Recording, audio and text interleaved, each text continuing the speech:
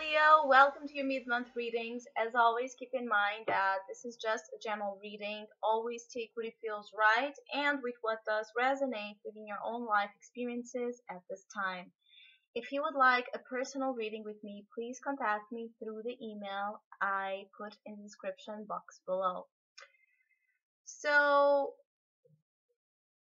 Leo, this mid-month, it seems that this is a time where you can start engaging back in activities that promote in your being a sense of fun and clarity, of the joy that it's all around you, and where you start pushing yourself to put an effort and a focus into the positive, into the bright, into what you want to create, what you want to expand, where you want to go. And there may even be a more tendency to try to get out of your shell, especially for those who have been more in a down, depressive state, or more in the shadows, trying to go out more, be more with friends, with loved ones, and engage especially in activities that call to your spirit. Um, there's here a thirst and a urge to go somewhere that could be physically and could be somewhere you do want to go, a real place you do want to go, that can bring a sense of foundations and security back to your being, or sense of refugee, which is the biggest challenge here is for you to feel safe, to feel supported, to feel secure in your spirit, in your inner home. And you may really try your best to remove yourself from anything that seems to be tying you down. There's either concepts of the past, situations of the past that kept being dragged into your present self. I think that you are marking here a point in your life where you are saying no more, and so you are getting yourself rid from anything, even possibly even items that do carry some meaning here associated with your past, or with things that no longer serve your higher purpose, especially in terms of freedom and in terms of optimism and into the orientation of the future self that you want to concentrate on.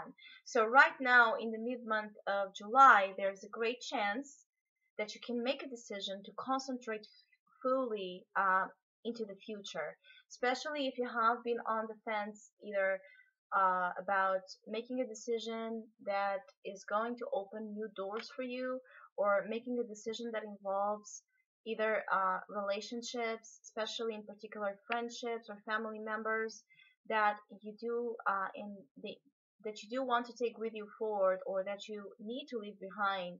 This is a time that you are very that you start feeling more assured of what you want to do and what you don't want to do. Now, there's only a danger that you may act on ways or behaviors that could be seen or perceived as deceptive. Make sure that you are making those decisions into a firm, steady energy, not one where you are trying to avoid something that has been difficult, or that has been compromising your sense of safety, not wanting to avoid it and run away from it without fully resolving the origin and the root cause of the issue, or just trying to distract yourself in superficial, shallow um, conversations or behaviors or actions that you do know they are not going to promote the real future vision that you do want and desire. And so there's hearing the advice energy to be careful and mindful first upon possible self-deceptive behaviors. And many times we are deceptive without being aware that we are being deceptive towards, especially towards ourselves. When we say and we are so self-assured that we want certain things, and then our behaviors are in complete opposition to that standard.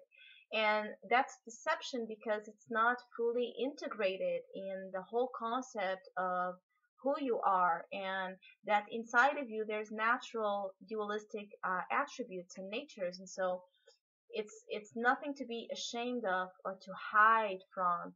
The fact that you may have opposite forces guiding you, and sometimes a little bit of a bipolar energy, but it's not the problem is not the bipolar energy. The problem is thinking that there is something wrong with that.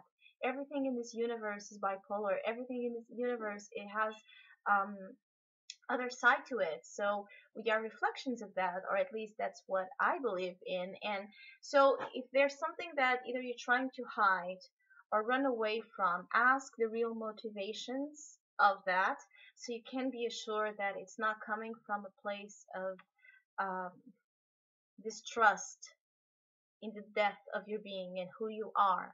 And also, there may be something that you're trying to avoid, or someone you're trying to avoid, or vice versa, that may be causing you this unsafe, unguarded feeling towards the future. So you have as a challenge the Four of Wands, which is very interesting, as you do have in the opportunity the Three, representing that you may be fearing the next step. You may be fearing that the success will not come, the celebration will not come, the good moments will not come, the home, beautiful vision that you have of home and family, and that sense of refugee, your temple, your foundations, your structures. You may fear that you will not get there. You may fear the next step. You may fear the waiting process. You may fear that you are being too optimistic or too delusional in thinking that it's possible to go this way. Be mindful that you have already made in your spirit. You are about to make this decision that it's irreversible. There's no going back, only forward.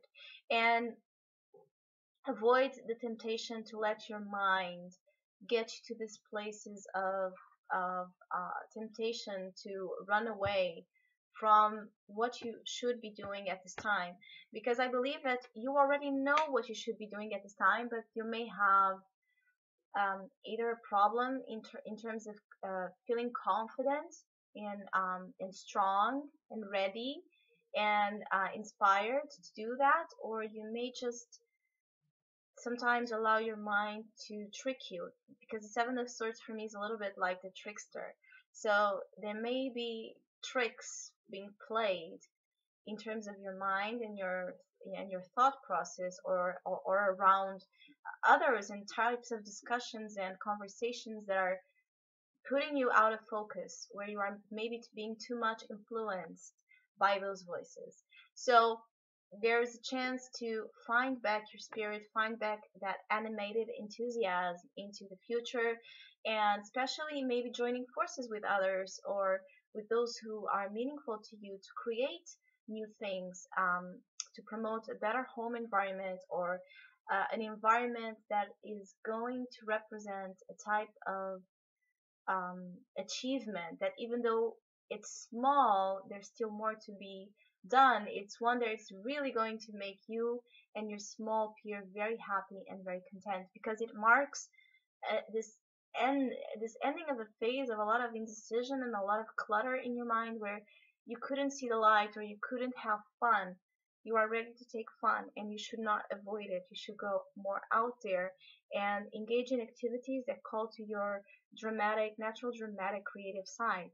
So I hope I was able to provide some insight. Thank you so much for all of you who have been commenting, liking, and subscribing, and hopefully we'll see each other soon.